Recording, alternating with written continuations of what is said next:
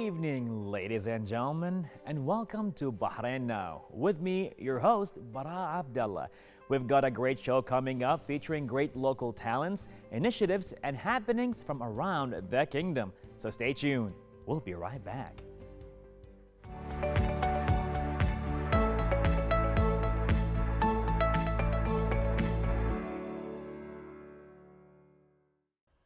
Ladies and gentlemen, our next guest uses her talent to make concepts and turns them into stunning works of art that combine fine art with color. Stay with us because this is going to be a treat for your eyes. Let's welcome the artist herself, Marwa Araf Bouaselli. Good evening, how are you? I'm good, how are you? I am stunned. Thank you so much for hosting me. Oh, definitely. How can we not? Seriously, with all that we've been seeing over here, this is unbelievable. Tell us more about you as an artist. Well, I've always been into art all my life. It's always been my passion. And it really started when I was a kid and I was just coloring in my sketchbook. And I just couldn't fathom how like these small little pencils can like capture the colors around us and like mimic the creatures or the things that around us. And that kind of started my passion for details. Okay. And I feel like art is perception, and that's when my perception of the world really changed. I stopped viewing things I stopped labeling things, and I started seeing things in their simplest and purest form, which is a collection of hues and colors in a body of organic and geometric shapes. Wow, the way you're explaining it right now, this is something else, like something out of a Wikipedia page. Love that. So like, yeah, like seeing things in that perception can help you like focus on details, and that really improved like my realism and my portraiture, and over time I've reached to the skills that I am at today, and I'm still improving and still learning new things. Amazing, amazing. So how many years have you been doing this for? Like if you're gonna put them into numbers, averagely? Well, honestly, I can't recall when I really started, so I'm just gonna say like 19 years. 19 years. Yeah. Amazing, Yes. amazing. And it's like, it seems like you've been through a lot of transitions, right? Yes, honestly. Like at first, I used to draw for the purpose of skill. Okay. And then in school, like with my IB program and everything, it kind of taught me how to draw for the sake of creativity. Interesting. How to make it playful again. Because I feel like, especially since I started at a young age, it's like, it brings me back to my inner child. So being in touch with my creativity, being playful with art and like seeing it as something fun rather than something logical and something to just develop over time has made me even better without even like noticing. Wow, it's just become like a second nature to you, right? You know, subconscious brains build a pattern and that's it. Yeah. You're driving from there. Yes. It's beautiful. Now it seems you are at a very, I would say, you're dangerously talented. It's just unbelievable. Each painting you have here, each piece of art, it's just like a different world. And I'm looking here and there, I'm like, what is happening? It's a bit too much, it's a bit too beautiful. During my IB program in school, we had to like put our artworks under one theme, and it was spirituality, so I explored different forms of spirit. This is why this painting is also like considered spiritual. Like the man sitting here is like he's from Southeast Asia, and he's like in their culture they're very spiritual and stuff. And they practice like sitting in nature and meditating and things like that. And I also really like this painting because it's like beautiful.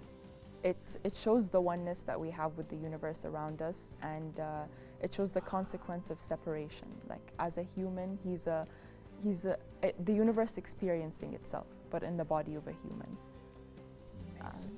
Amazing. I love it when you said in the beginning you were just doing it for the sake of the skill itself, you know, the strokes and all of that.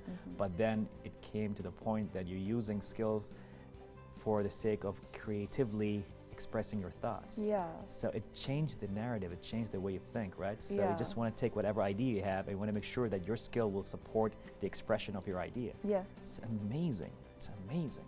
So from that to here, what about here in the middle?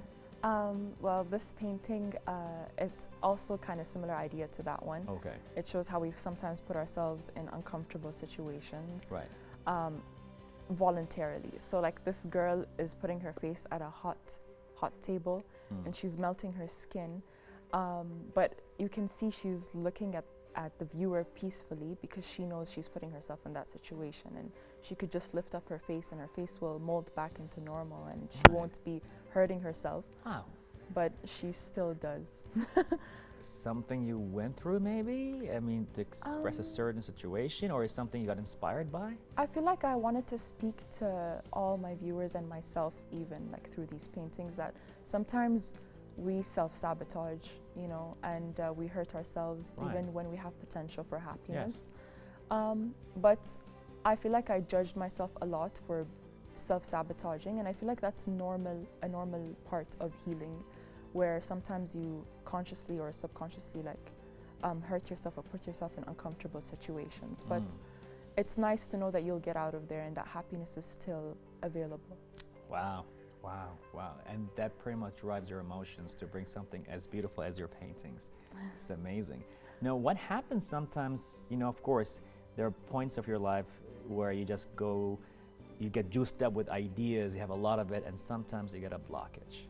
Yes. It's like, okay, no, I'm not getting the right idea. I'm not getting the things that I used to get. I'm not getting my peak. My dopamine level is not out there. Yes. So when that happens, what do you do? I mean, do you take a break? What happens? That's something all like artists struggle with. And what I like to do in situations like that is kind of romanticize my life as an artist. Like I just take my sketchbook with me. I drive myself to the nearest coffee shop. I listen to my music. And I start drawing I draw the first person that comes to mind, whether that's the barista in front of me, whether that's a stranger, a dear friend, a family, it could be anyone. But I don't doubt the thoughts that like came by me when I thought of that person, and I just start drawing. Okay, so as you've been saying more about the blockage, and you have a sketchbook.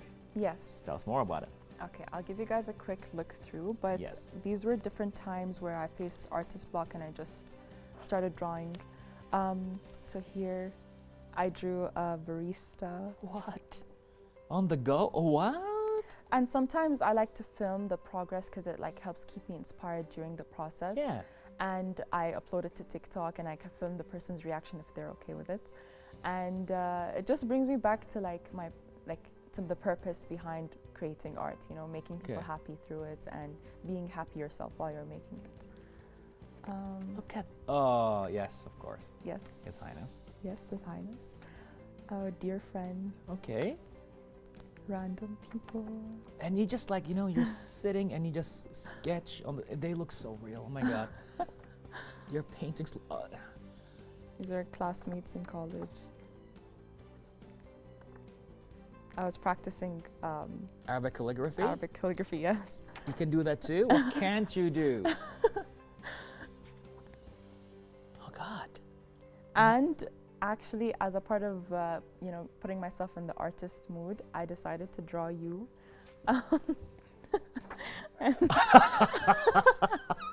Oh my God! Oh my God! He looks better than me. It looks better than the real stuff. So how long it took you?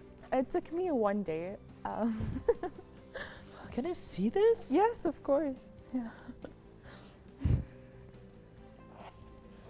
You can tell. I mean, who looks better? I mean, I'm voting for the sketch. Like, he definitely looks healthier, and younger and more confident. Whoa, whoa! One day? Yes.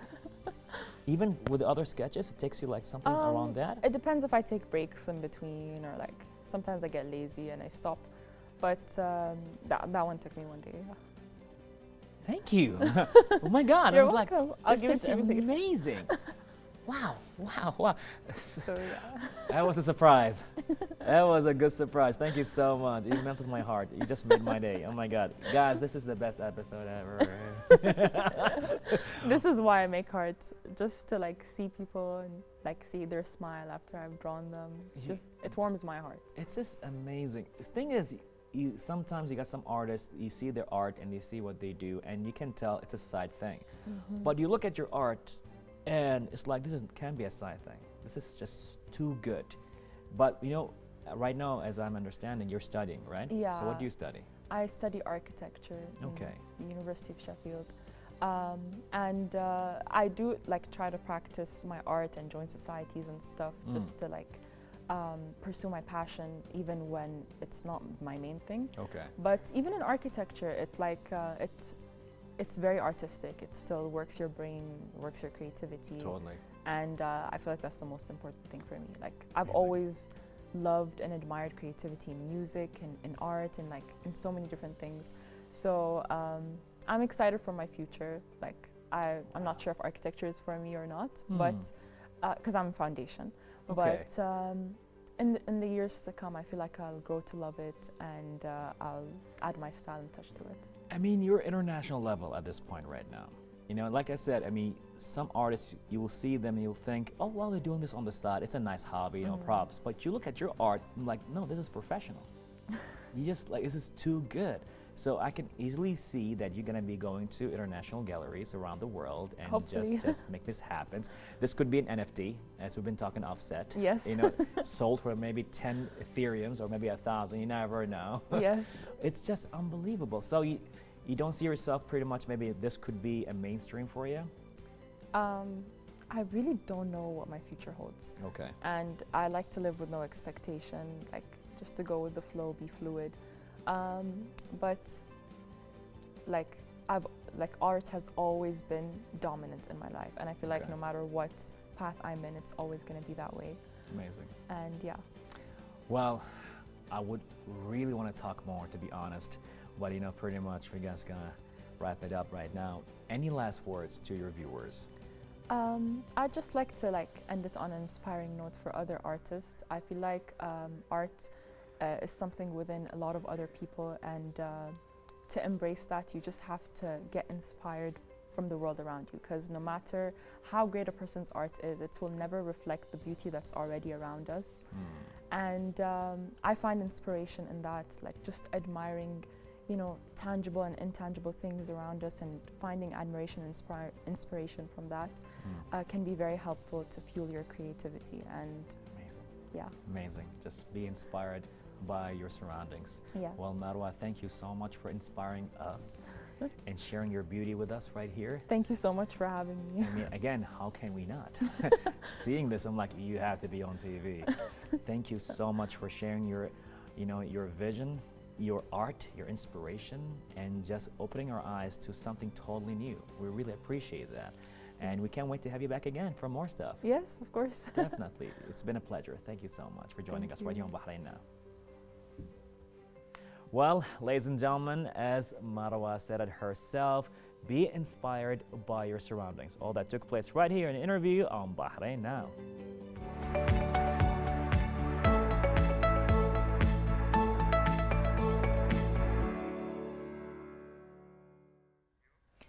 Well, everyone, I hope you all enjoyed that episode as much as I did. Don't forget to reach out to us on our social media accounts shown below, and stay tuned for more happenings right here on Bahrain Now. I'm Bara Abdullah. Till next time, Bahrain, good night, God bless, and see you in another episode.